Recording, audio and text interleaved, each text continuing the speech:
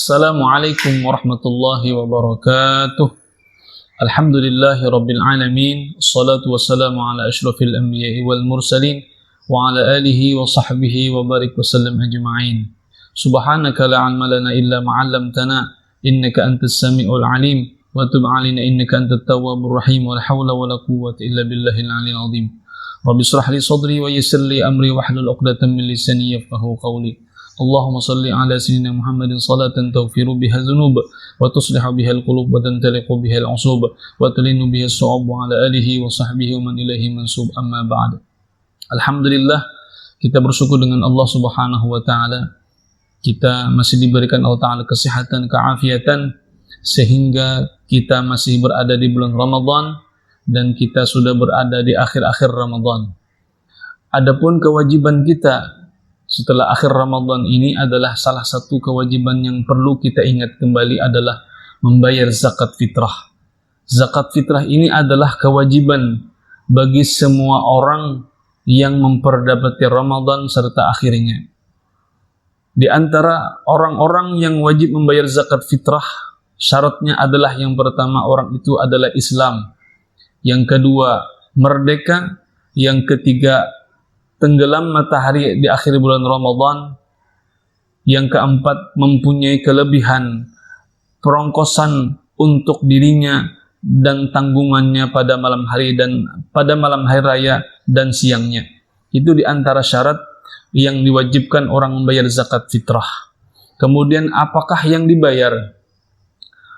Adat atau kebiasaan orang kita adalah membayar zakat fitrahnya dengan beras. Beras di sini ulama menjelaskan adalah yaitu membayar zakat fitrahnya dengan 1 gantang Baghdad atau 4 mud atau kurang lebih 1/3 liter, atau digenapkan lebih bagus lagi adalah 3,5 liter. Ini adalah beras yang biasa dimakan selama bulan Ramadan. Diusahakan untuk membayar zakat fitrah adalah dengan makanan yang terbaik. Kalau biasanya kita makan misalnya unus atau siam unus, maka ketika membayar zakat fitrah minimal dengan siam unus, atau lebih bagus lagi dengan ditingkatkan kembali. Tidak boleh membayar zakat fitrah yang kurang daripada kualitasnya daripada yang biasanya kita makan. Itu di antara zakat fitrah. Karena zakat fitrah ini tidak setiap hari kita bayar, cuma 1 tahun, 1 kali dalam 1 tahun. Dan ini pun Allah Ta'ala tidak meminta banyak, cuma 1/3 liter atau 3,5 liter. Ini diantaranya kewajiban kita sebagai orang muslim membayar zakat fitrah. Kemudian syarat-syarat ataupun tata cara menunaikan zakat fitrah. Yang pertama adalah kita berniat waktu mengesahkan barang yang dizakatkan atau waktu mengambil bahan zakat itu. Niat zakat harta, ini zakat harta atau ini sedekah, atau yang difardukan, atau ini zakat hartaku yang difardukan. Kalau niat zakat fitrah adalah tata caranya adalah diambil beras, kemudian diniat dalam hati, menyentuh beras tersebut, ini zakat fitrahku. Kalau misalnya ada orang tua, biasanya orang tua meniatkan nawaitu an ukhrija zakatal fitri anni wa man talzamani nafaqatun fardan lillahi ta'ala.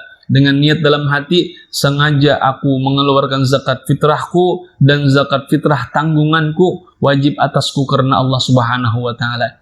Ini biasanya kebiasaan ulama-ulama. Zakat fitrahnya itu dengan mud Baghdad. Ini mud Baghdad ini kurang banyak orang yang tahu. Orang banyak dengan liter. Mud Baghdad itu sejenis liter, cuma yang di bawahnya besar, di dalamnya di luarnya kecil, lubangnya kecil. Mengambil zakat fitrah itu dengan raupan seperti ini, misalnya seperti ini. Jadi diletakkan ke dalam sambil meraup, sambil mengucapkan salawat kepada Nabi. Allahumma salli ala sayyidina Muhammad. 1, Allahumma salli ala sayyidina Muhammad. 2, Allahumma sholli ala sayyidina Muhammad, sampai penuh mud tersebut. Atau liter tadi 3,5 liter ambil seperti ini. Jangan mengambil zakat fitrah seperti ini. Bukan. Ini adab daripada tata cara ketika zakat fitrah. Setelah selesai penuh full takaran itu, jangan usahakan jangan dikurang-kurang, jangan dibersihkan di atasnya. Biarkan tumbukan lebih besar. Kenapa? Karena lebih bagus kita membayar zakat fitrah itu berlebih ataupun terlebih daripada kurang. Kalau kurang bisa tidak sah, kalau lebih jadi sedekah namanya. Itu namanya zakat fitrah. Berniat kita untuk membayar zakat fitrah. Kemudian orang-orang yang berhak menerima zakat fitrah atau yang disebut kita adalah mustahik zakat, orang-orang yang berhak menerima zakat fitrah. Kita memberikan zakat fitrah ini tidak boleh sembarangan kepada orang biasa. Orang-orang biasa ada syarat-syaratnya, ada ketentuannya. Karena zakat fitrah ini adalah membersihkan dosa-dosa ataupun khilaf-khilaf ketika kita bulan Ramadan.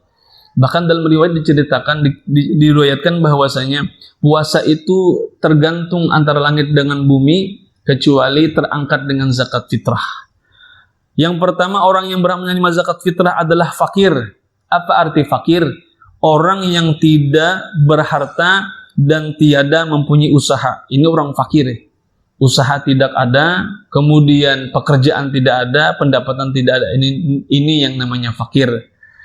Jadi fakir di sini adalah orang yang tidak mempunyai apa-apa. Cuma lebih bagusnya kita memberikan zakat fitrah jangan sembarangan orang tadi kata saya. Jadi harus lihat ibadahnya.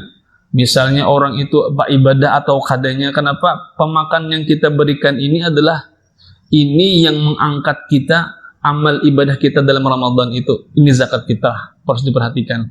Yang kedua, yang mustahik zakat adalah orang miskin. Orang miskin adalah orang yang berharta dan ada usaha tapi tidak mencukupi, itu orang miskin. Orang itu punya harta cuma kada cukup.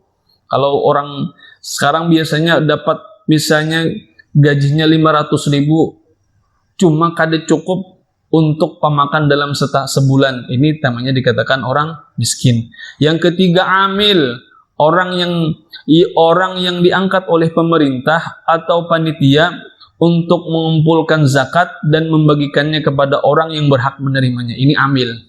Di MI Al-Hamid ataupun di Yayasan Akhlaqul Hidayah Al-Karimah ini sudah ada amil yang sudah ditunjuk oleh yayasan untuk mengelola, menerima dan menyalurkan zakat fitrah.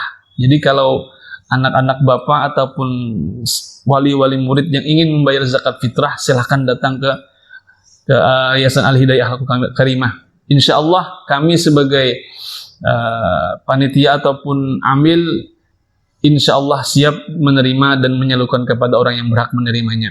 Yang keempat, mu'allafa qulubuhum, orang yang baru masuk Islam. Jadi mu'allaf itu boleh diberikan zakat fitrah. Yang kelima, mukatab, hamba yang dijanjikan untuk merdeka. Kalau hamba ini sekarang sudah tidak ada lagi.